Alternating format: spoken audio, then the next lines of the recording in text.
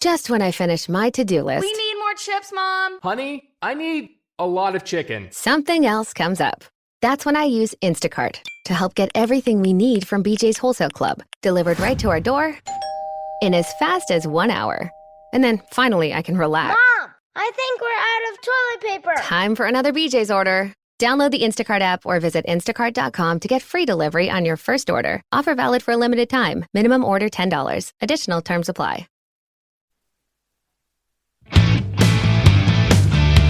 The Big Bark, listen up dog owners, is for you, all you canine lovers. It's your favorite podcast, The Big Bark, with your host Darragh and canine co-hosts Bruno and Milly. The Big Bark.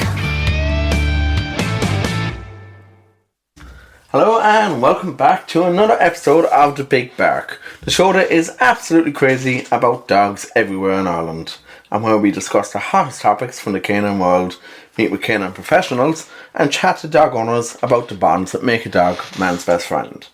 Joining me as always are my canine co-hosts Bruno and Milly. So we've had some great feedback to the recent episodes with Jamie and Sarah from Trails and Tales, as well as with Jess from Head to Tail Grooming, the new groomers that opened in Limerick recently. And we've had some great fun doing face-to-face interviews again. This week we are chatting all about canine injuries and animal therapy. And to do that, I'm delighted to welcome Kat from CDC Animal Therapy to the show. Kat, a big welcome to the Big Bark. Thank you so much. And first of all, thank you for having me on the show. I really, really appreciate and love the podcast. Absolutely no problem at all. So Kat, why don't you start off by telling us a bit about your own background and how you started up CDC Animal Therapy? Okay, so I live in Dublin. So the business and myself, we are located in Dublin, serving Greater Dublin area though. But basically I, as most of the people anyhow related to any of the dog industry and providing any services or products, I am a proud mother of 3 beautiful dogs. And the biggest boy, he's pointer, he was stray. We found him and he's, as a German pointer, he's very, very hyperactive and he would be running 20K twice a day easily. So with the age, he was diagnosed with arthritis, what I'd say it's a curse word in the dog world, I'd say, because something like every third dog is actually impacted by the arthritic condition in one or multiple joints. So we did the x-rays here in Dublin at my vets. They couldn't really see properly what's happening. Went down to Galway to the orthopedic specialist and they straight advised that, yeah, it's his right carpal joints or the wrist joint. And there is a severe arthritis in there. That's why he's lame. That's why he's in pain. So after that, we kind of had a chat with the vet and decided, okay, what can we do? Surgical option, probably not the great. He's not that bad. What are we going to do? And he suggested you go and find yourself who does physio and rehab services and exercises and stuff like that around your area, right? So I drove back home and started my little search, and there actually was nobody around Dublin who would actually take my dog on, and started rehabbing him and working on his legs. So I was a little bit upset because I was like, right, so what am I doing with my dog, you know? And so I started looking into it as to, right, is there any course that I can actually go and get onto and just go and get qualified and get enough knowledge and skills so I can actually go and perform this on my own dog, because I can't find anyone who would. And I actually did. I found a college. It's called the College of Animal Physiotherapy. It's based in the UK because there is nothing similar that is being offered here in Ireland. And basically that's what I did. I went over, did a course in canine sports massage, got qualified. And after that, I started a diploma in animal physiotherapy. So that's how I started the business, because of my own dog. And I think most of the people actually end up doing something very similar. So yeah, that's the story. Very good. And like Kat, just what you're saying there, it's something that's not really heard of in Ireland, animal therapy like this, is it? I actually have to say that it's getting much more kind of common. And I think there is a massive trend of, and you can see it in any industry, there is something that is big and it's happening all over the UK. And maybe 2-3 years later, it's here in Ireland. So I'd say there is a probably 2 years delay where you see something being like really big in the UK and then it comes over. Because over in the United Kingdom, I have to say that there is loads of people doing physio, different rehab services, hydrotherapy, and all of these kind of supplementary therapies for all of these dogs that either have a condition like arthritis that is progressive degenerative condition, or they had an injury, or they decided to do rehab that we're gonna go and rehab the leg or the spine, whatever it is, without the surgical procedure. And we try that type of approach. Or these are the dogs that just have a massive muscle wastage because of the age or because of not enough exercise. So there's so many different examples of the conditions or the scenarios why you would need these type of services. And I can see that there is many more popping up, even around Ireland, around Dublin, but other parts of Ireland as well. So there is good few physios around. So I think it is becoming more common, more popular. And I think the important part is that the veterinary specialists, that they recognize, and veterinary surgeons, that they recognize that this is really, really important as a part of the rehab on the journey. So I think that this is really, really important if the vets also say, right, you need to go and find yourself a physio now, instead of owners coming and looking because they're out of options, Yeah, absolutely. And I think, Kat, something that we have seen in recent years is, like, even from chatting with John, Intriguing Vets in Limerick there a couple of weeks ago, we were chatting about like different injuries in dogs. It's something that, especially with the various, I suppose, crossbreeds and all now as well, like you have like these breeds are, I suppose, designer dogs as people call them. I hate that phrase myself, but you're definitely seeing like an increase in different hereditary injuries in dogs. And yes, we definitely do. But also then you have these people that are good weather walking the dog, So these are the owners who don't always walk the dog, and then once a week or over the weekend, the entire family finally has time and they go and do this massive trip or massive hike, whatever it is, and they go entire day hiking. And of course they're bringing the dog, so the dog has been doing nothing the entire week because the family has been crazy busy. Maybe they have 2-3 kids, small kids, loads of different hobbies, parents working and all of this. And then so the dog is really kind of, not used to it and pretty much either not being walked or potter around the garden or maybe 20 minutes walk on the lead, And then over the weekend, they bring this dog off the lead and massive hike, and it's a massive imbalance for that dog as well, to be that's such a strenuous exercise in a short space of time. And this is how all these injuries happen.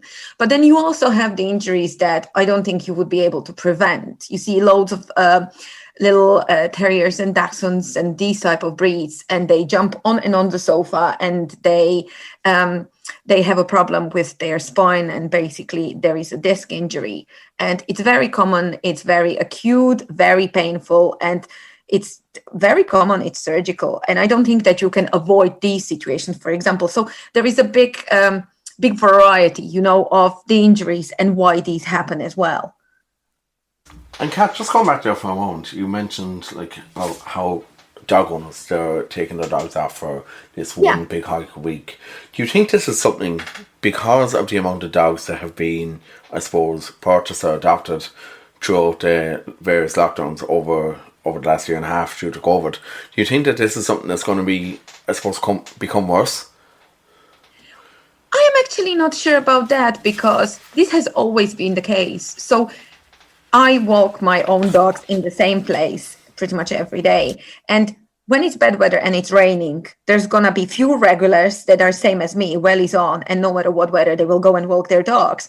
And then when there is a great weather, it's absolute jammers, and anyone and everyone from entire Dublin is down there walking their dogs. So I don't think that this is anyhow related to the lockdown or the current situation or anything like that. I just think it's the nature of people. It's a lovely sunny day, let's go and enjoy and bring the dog. And then when it's raining, then we don't, So I don't really think that it is anyhow connected to the lockdowns. That's my own personal perspective, though. And so, Kat, talk us through some of the treatments that you actually would do with dogs. Okay, so let's first mention a few different conditions maybe that people would have the dogs with, and just the most common conditions. So as first thing I said, there was arthritis or osteoarthritis, but then you also have loads of injuries such as back pain or IVDD, what is intervertebral disc disease, and this is the scenario that I described there, where you have a little dachshund jumping on or of the sofa, and it's very, very painful. But also there is very common muscle injuries, for example, in the agility dogs, or tendon or ligament injuries. I think the most common really are agility dogs, or the dogs that are super active, your collies, your shepherds, those type of dogs that would be like always out there chasing the balls, even laps, because it's just the type of the breed that this is what they love. And the owners usually like, if the dog loves the ball, where we play the ball, very common patella luxation, especially in the small dogs. That's where your kneecap is basically doesn't sit in the groove but comes in and out, and loads of others. To mention a few others, maybe hip dysplasia, especially in the bigger breeds. So you can see just from the conditions that I mentioned that if you have bills and debt piling up, a personal loan through NetCredit can provide funding up to $10,000 to help you get back on track if eligible. Visit netcredit.com today. All NetCredit loans and lines of credit are offered by a member of the NetCredit family of companies or one of our lending partners. Visit netcredit.com/partners for more information. These are very, very wide, and there is just so many different things, and there is many more than you actually see the dogs. I just wanted to mention a few. So of course you wouldn't be treating all dogs the same way, because it depends what condition they have and what they require as such. So from the treatment, first of all, and I think it's probably one of the most important thing that I do is the canine sports massage, and the massage as such and range of motion, because massage actually provides so many benefits. I don't think that we as people, we actually realize how much good it's and how much good effect it actually does. So it improves the mobility, it provides pain relief, it increases the blood supply in the tissue. So that's why you generally promote the healing, and you see much better recovery and much faster recovery as well. So I always say that I would, most of the times, of course, depending on the condition, I would always try to do the massage depending on the tissue and on the leg or on the spine, what we are looking at. But some of the other things that I also do is I do acupressure. So acupressure is similar to acupuncture. The difference is there that I do not pierce the skin. Therefore, it's applying pressure onto the different points in the body.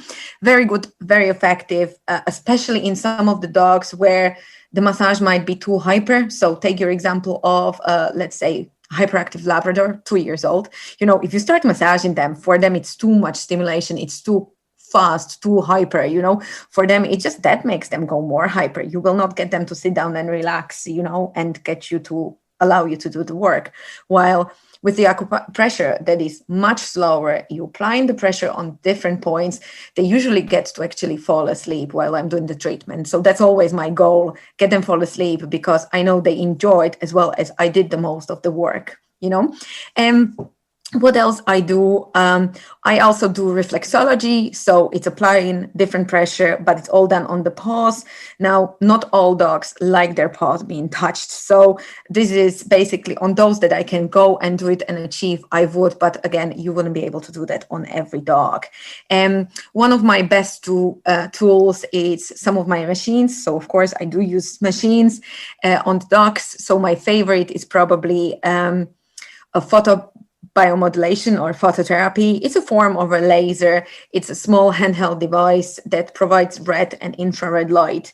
And it's, again, similar to massage, wide range of the benefits that the light provides, promotes healing, as well as it adds extra energy to the cells. So basically it gets the cells to recover much faster, breaks down scar tissue. So for example, if you had one dog biting other dog and there is a massive scar tissue built in the soft tissue in the muscle that prevents them movement, the light can actually break it down much quicker than if I was just to use my massage. Plus, it's much more comfortable for the dog, because imagine that you have a scar tissue in your body and I'm trying to manually remove it and dissolve it by the massage. First of all, it's going to take me forever. Second of all, it's probably not a nice sensation, while the light, I'm not doing anything, I'm just putting the light on it. So it's much better experience for the dog.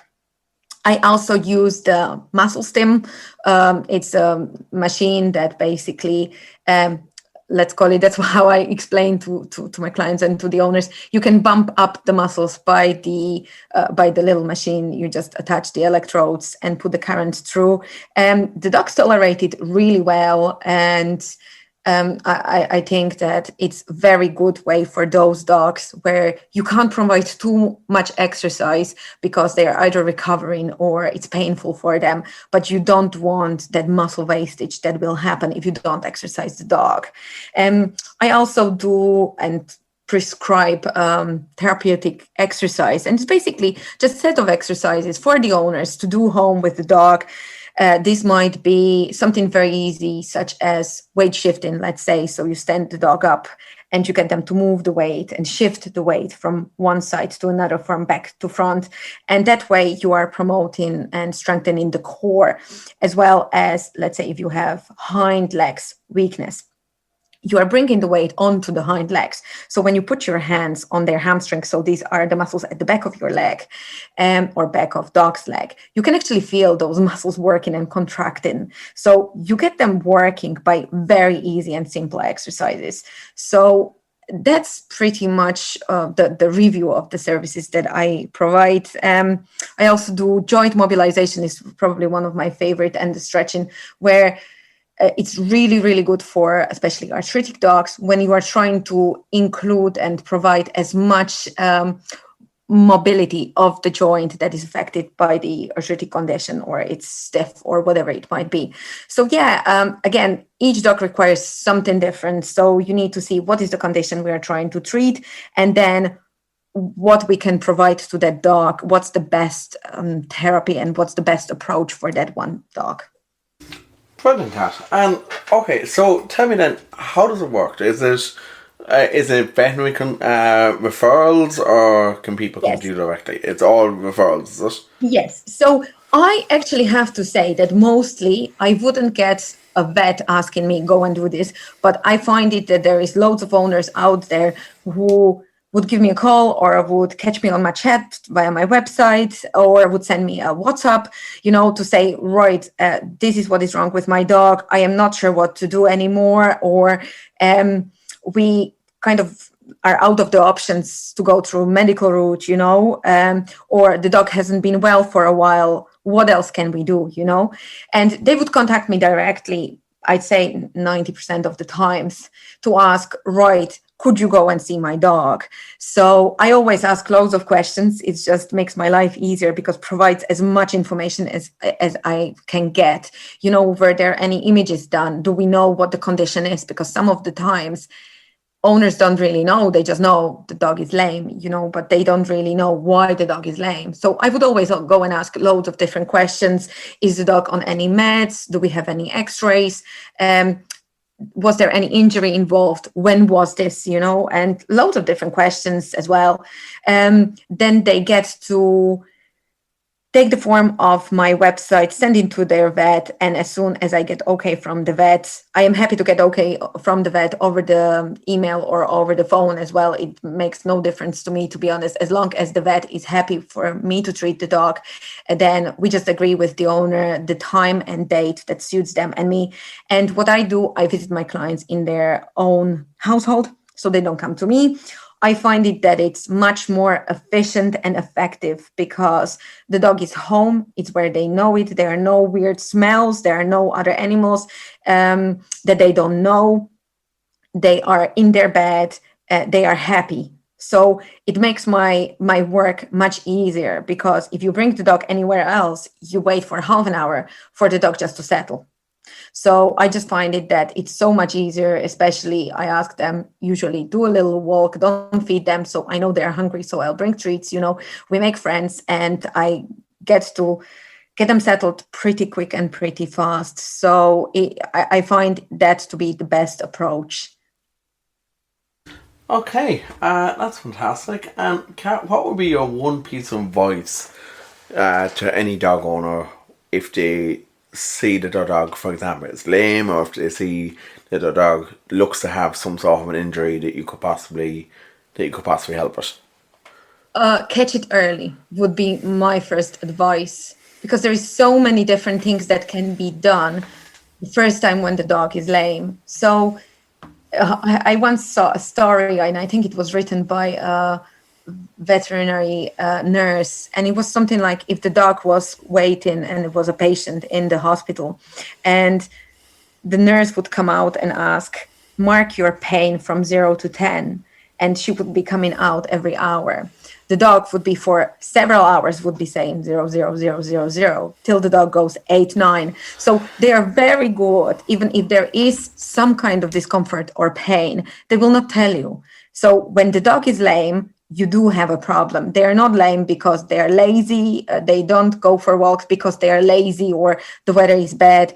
They don't want to go for a walk or walk up the stairs or jump on the bed, or they are lame because there is a problem and they are not well. So I'd say catch it early as soon as you can, and you see that there is something, or you've noticed different behavior that wasn't there before. Go and see your vet. Go and contact your local rehab person and start investigating, because there is loads of options for every condition that can be done, but catch it early. That's brilliant, Kat. And Kat, we'll leave it there for today. Kat from CDC Animal Therapy, thank you so much for joining me. Thank you for having me. My pleasure. We have some huge guests coming over the next few weeks. We'll be welcoming back Pete Wedderburn, aka Pete Vet of Pet Fix Club. We'll have Dr. Tim Kirby come back to us sometime later in September. And we'll be welcoming elite dog trainer Annie Grossman all the way from New York, as well as the founder of dog dating app Fetch a Date, Sean Matthews. Make sure you subscribe to the podcast on iTunes or Spotify so you never miss an episode. And we're also on Patreon, so if you enjoyed this episode, head on over, become a patron of the show, and 20% of your donation will go into our animal welfare fund as well. And be sure to check us out on our social media channels. You'll find us on Instagram, Facebook and Twitter. All the links are in the description below. And from all of us here, have a safe and great week, and we'll chat to you next week. The Big Bark, listen up dog owners, it's for you, all you canine Recording lovers. stopped. It's your favorite podcast, The Big Bark, with your host Darragh and canine co-hosts Bruno and Milly. The Big Bark.